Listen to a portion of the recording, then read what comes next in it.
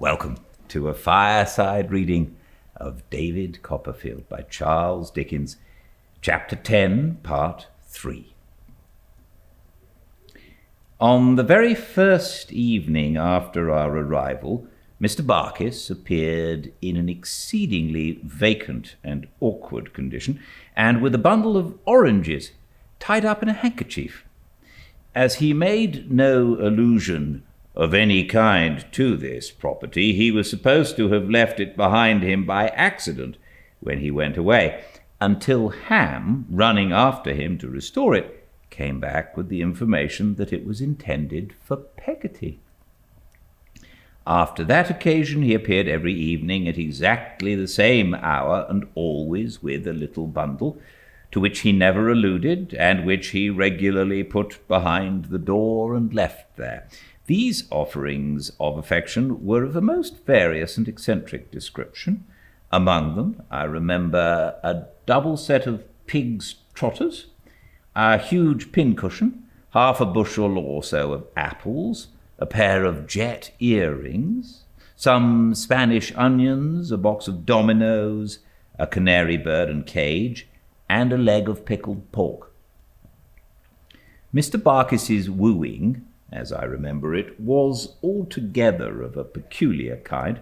He very seldom said anything, but would sit by the fire in much the same attitude as he sat in his cart, and stare heavily at Peggotty, who was opposite.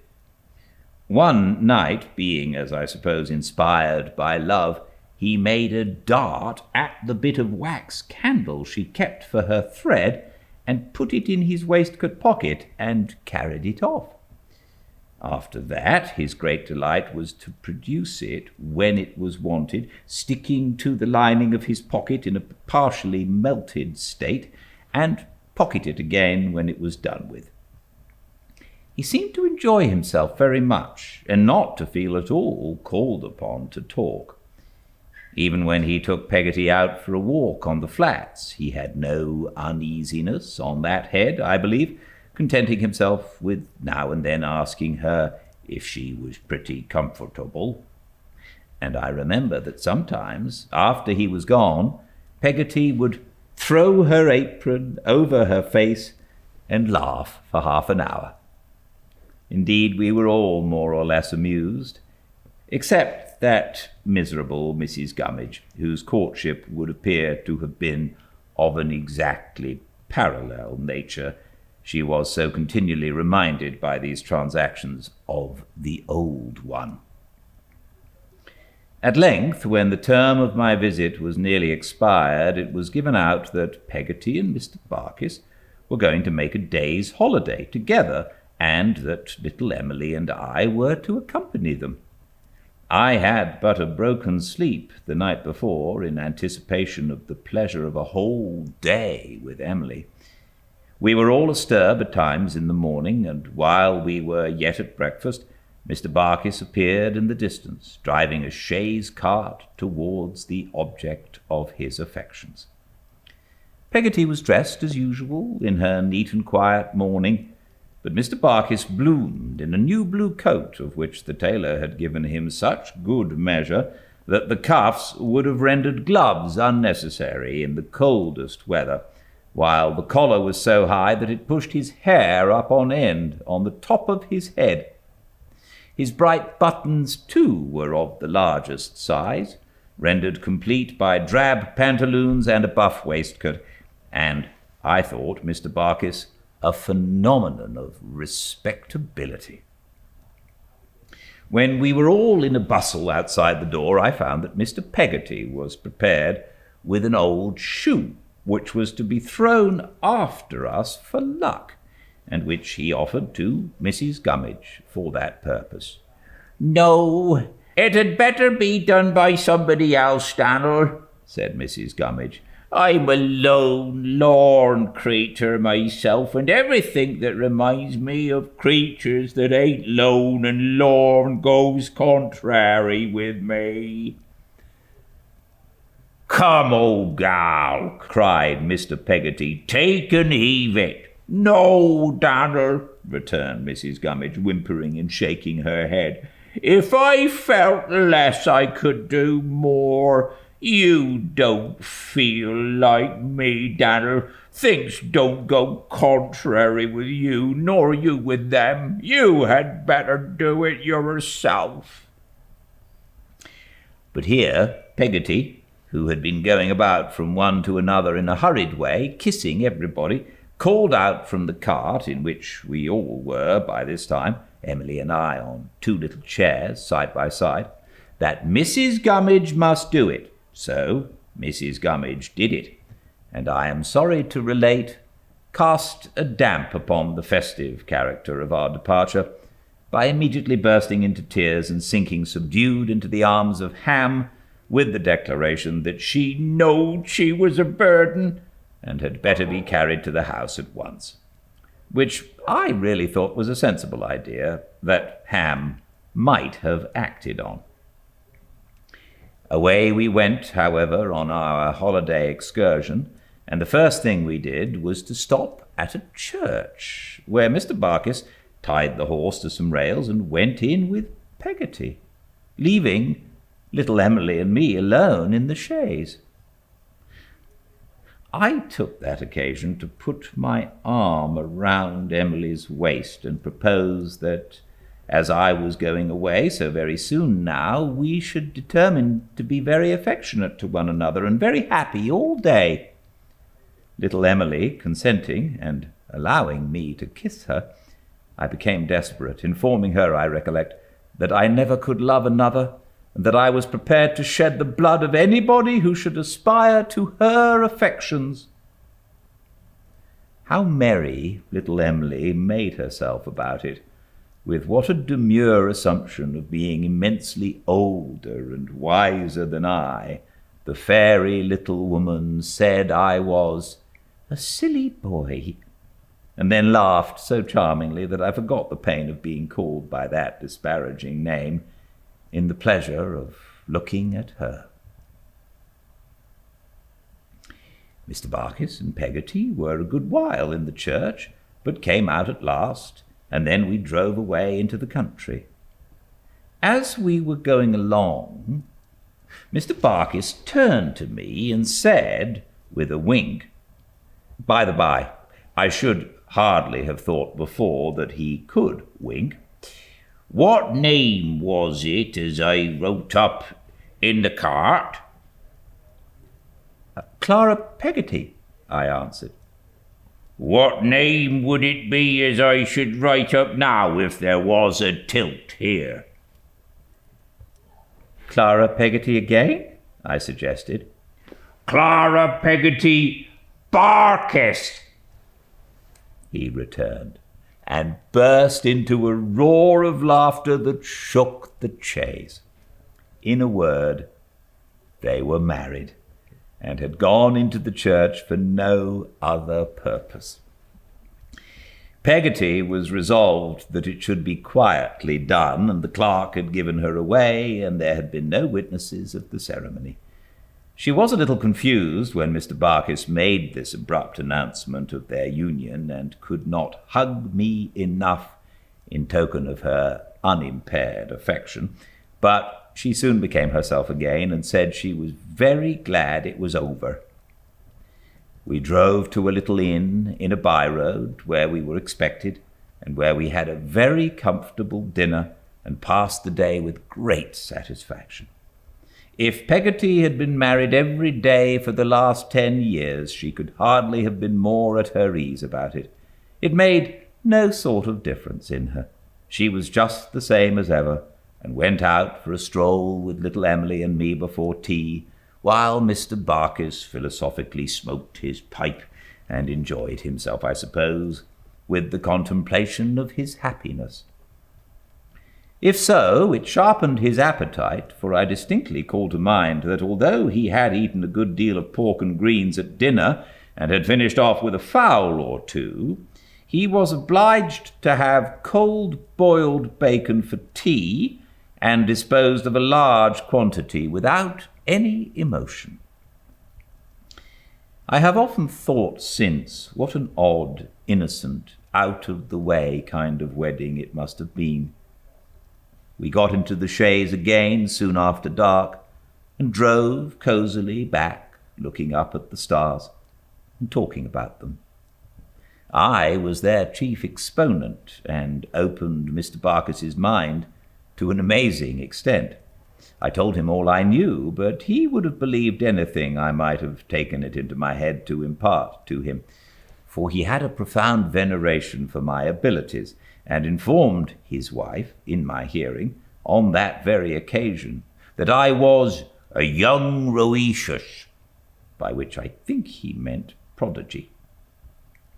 When we had exhausted the subject of the stars, or rather when I had exhausted the mental faculties of Mr. Barkis, little Emily and I made a cloak of an old wrapper and sat under it for the rest of the journey. Ah, how I loved her! What happiness, I thought, if we were married and were going away together to live among the trees and the fields, never growing older, never growing wiser, children ever, rambling hand in hand through sunshine and among flowery meadows, laying down our heads on moss at night in a sweet sleep of purity and peace, and buried by the birds when we were dead. Some such picture, with no real world in it, bright with the light of our innocence, and vague as the stars afar off, was in my mind all the way. I'm glad to think there were two such guileless hearts at Peggotty's marriage as little Emily's and mine. I am glad to think the Loves and Graces took such airy forms in its homely procession. Well, we came to the old boat again in good time at night, and there Mr. and Mrs. Barkis bade us good-bye and drove away snugly to their own home. I felt then, for the first time, that I had lost Peggotty. I should have gone to bed with a sore heart indeed under any other roof but that which sheltered little Emily's head. Mr. Peggotty and Ham knew what was in my thoughts as well as I did, and were ready, with some supper and their hospitable faces, to drive it away. Little Emily came and sat beside me on the locker for the only time in all that visit, and it was altogether a wonderful close to a wonderful day. It was a night tide, and soon after we went to bed, Mr. Peggotty and Ham went out to fish. I felt very brave at being left alone in the solitary house, the protector of Emily and Mrs. Gummidge, and only wished that a lion or a serpent or any ill-disposed monster would make an attack upon us, that I might destroy him and cover myself with glory. But as nothing of that sort happened to be walking about on Yarmouth Flats that night, I provided the best substitute I could by dreaming of dragons until morning. With morning came Peggotty, who called to me as usual under my window, as if Mr. Barkis the carrier had been from first to last a dream too. After breakfast she took me to her own home, and a beautiful little home it was. Of all the movables in it, I must have been impressed by a certain old bureau of some dark wood in the parlour. The tile-floored kitchen was the general sitting-room, with a retreating top which opened, let down, and became a desk, within which was a large quarto edition of Fox's Book of Martyrs. This precious volume, of which I do not recollect one word, I immediately discovered and immediately applied myself to. And I never visited the house afterwards, but I kneeled on a chair, opened the casket where this gem was enshrined, spread my arms over the desk, and fell to devouring the book afresh. I was chiefly edified, I'm afraid, by the pictures, which were numerous, and represented all kinds of dismal horrors. But the martyrs and Peggotty's house have been inseparable in my mind ever since, and are now. I took leave of Mr. Peggotty and Ham and Mrs. Gummidge and little Emily that day, and passed the night at Peggotty's, in a little room in the roof, with the crocodile book on a shelf by the bed's head, which was to be always mine, Peggotty said, and should always be kept for me in exactly the same state, young or old, Davy dear, as long as I am alive and have this house over my head, said Peggotty. You shall find it as if I expected you here directly minute. I shall keep it every day as I used to keep your old little room, my darling, and if you was to go to China, you might think of it as being kept just the same all the time you were away.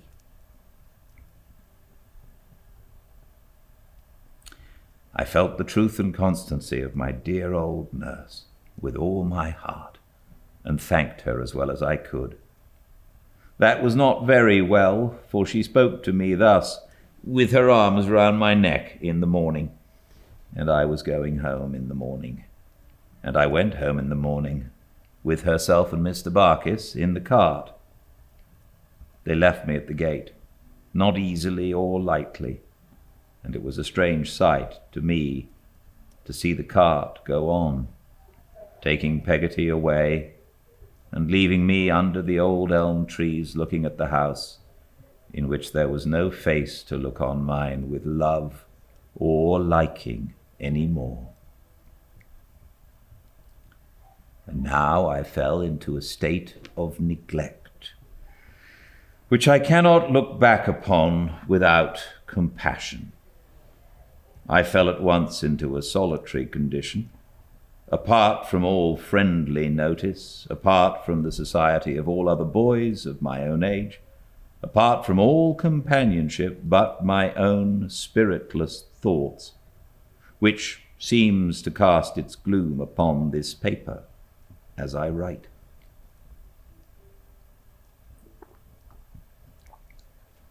What would I have given to have been sent to the hardest school that ever was kept, to have been taught something anyhow, anywhere? No such hope dawned upon me. They disliked me, and they sullenly, sternly, steadily overlooked me. I think Mr. Murdstone's means were straitened at about this time, but it is little to the purpose. He could not bear me, and in putting me from him he tried, as I believe, to put away the notion that I had any claim upon him, and succeeded. I was not actively ill-used. I was not beaten or starved. But the wrong that was done to me had no intervals of relenting, and was done in a systematic, passionless manner. Day after day, week after week, month after month, I was coldly neglected. I wonder sometimes, when I think of it, what they would have done if I'd been taken with an illness. Whether I should have lain down in my lonely room and languished through it in my usual solitary way, or whether anybody would have helped me out. When Mr. and Miss Murdstone were at home, I took my meals with them. In their absence, I ate and drank by myself. At all times I lounged about the house and neighborhood, quite disregarded, except that they were jealous of my making any friends, thinking perhaps that if I did I might complain to someone. For this reason, though Mr. Chillip often asked me to go and see him, he was a widower, having some years before that lost a little, small, light-haired wife, whom I can just remember connecting in my own thoughts with a pale, tortoiseshell cat. It was but seldom that I enjoyed the happiness of passing an afternoon in his closet of the surgery, reading some book that was new to me, with the smell of the whole pharmacopoeia coming up my nose, or pounding something in a mortar under his mild directions. For the same reason, added no doubt to the old dislike of her, I was seldom allowed to visit Peggotty. Faithful to her promise, she either came to see me or met me somewhere near once every week, and never empty-handed. But many and bitter were the disappointments I had in being refused permission to pay a visit to her at her house. Some few times, however, at long intervals, I was allowed to go there. And then I found out that Mr. Barkis was something of a miser, or as Peggotty dutifully expressed it, was a little near, and kept a heap of money in a box under his bed, which he pretended was only full of coats and trousers. In this coffer his riches hid themselves with such a tenacious modesty that the smallest instalments could only be tempted out by artifice, so that Peggotty had to prepare a long and elaborate scheme, a very gunpowder plot, for every Saturday's expenses. At this time I was so conscious of the waste of any promise I had given, and of my being utterly neglected, that I should have been perfectly miserable, I have no doubt, but for the old books. They were my only comfort, and I was as true to them as they were to me, and read them over and over I don't know how many more times.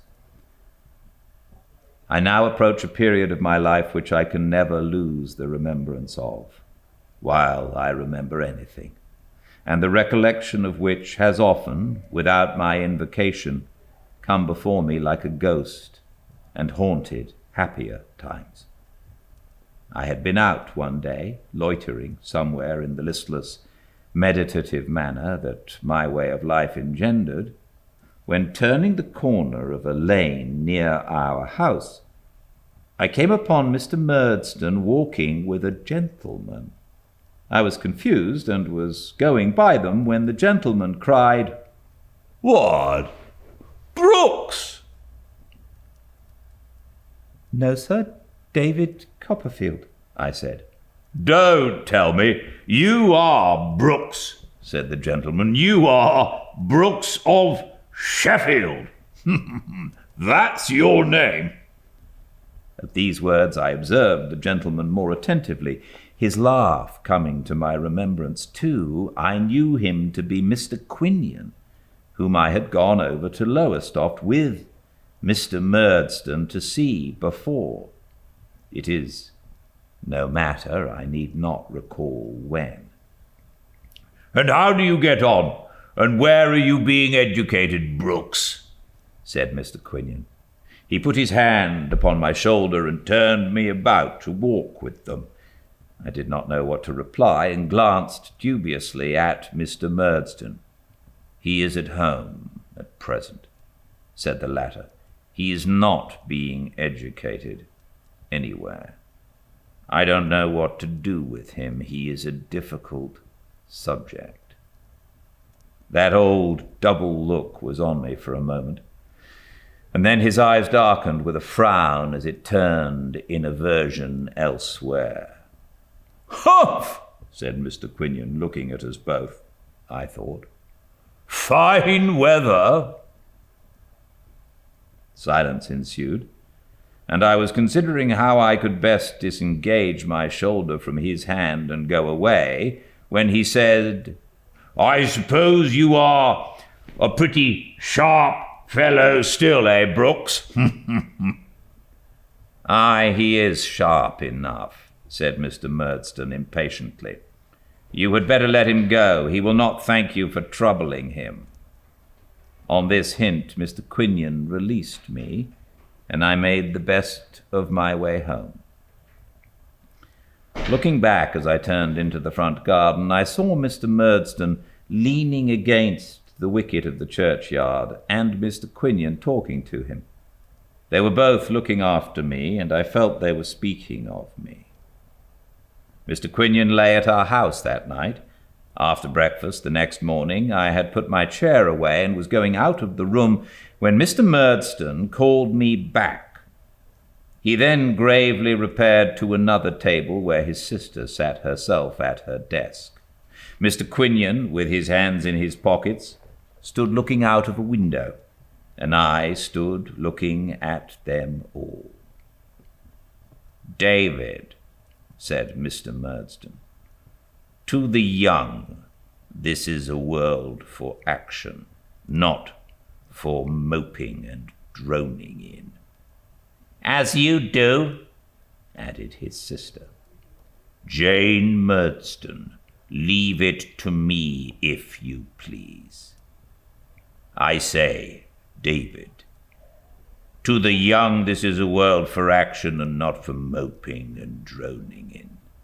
It is especially so for a young boy of your disposition, which requires a great deal of correcting, and to which no greater service can be done than to force it to conform to the ways of the working world and to bend it and break it.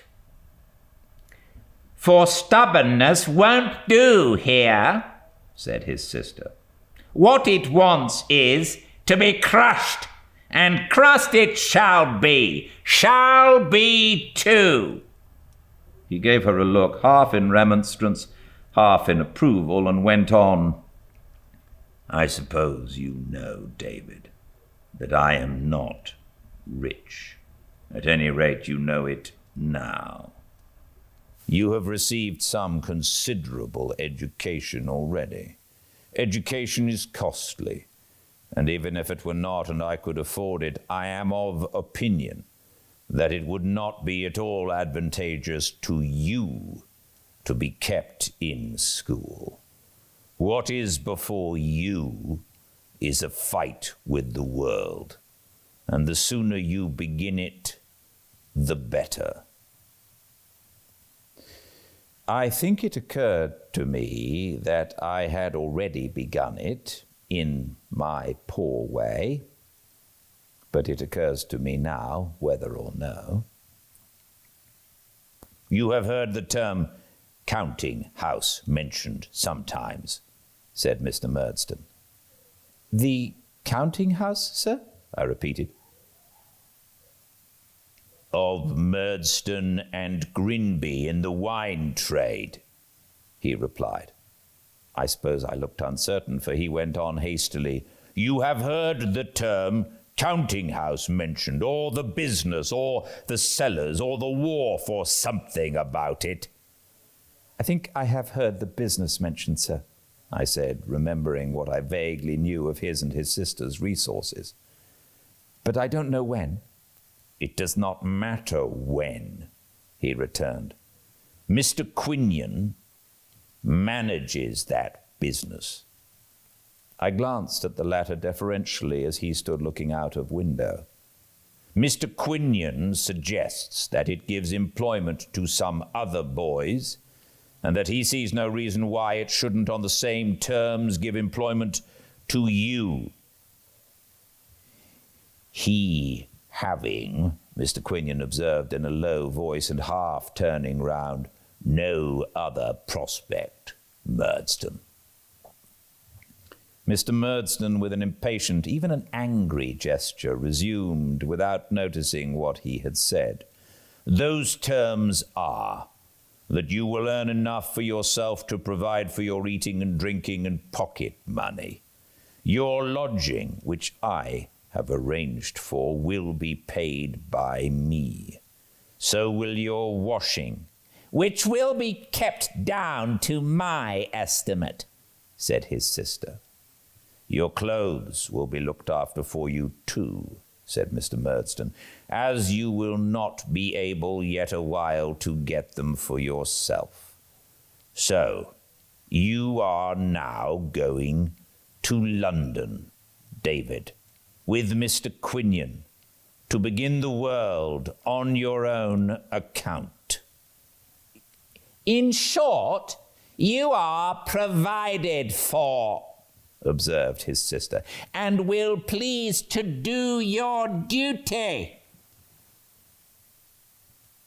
Though I quite understood that the purpose of this announcement was to get rid of me, I have no distinct remembrance whether it pleased or frightened me.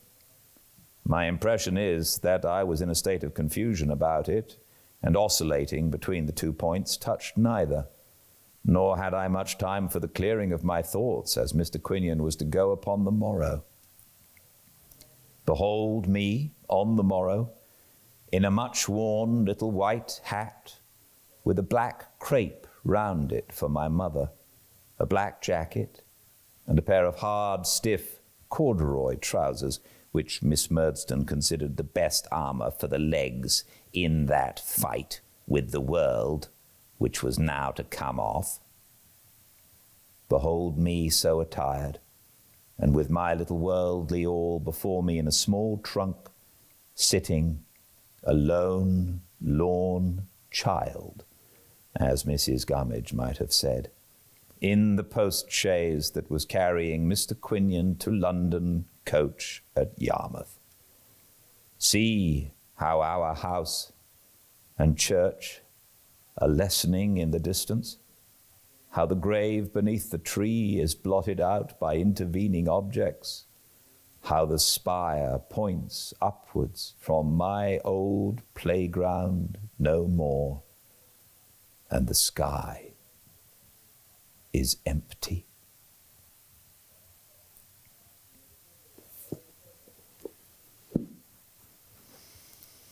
Thank you all for joining me. I do hope you're enjoying this lovely book, and I look forward to seeing you very much tomorrow, same time and place, 5 Pacific at Fireside Reading on Instagram, and all the chapters we put onto the YouTube channel Fireside Reading. So until I see you again, please stay very well. Good night.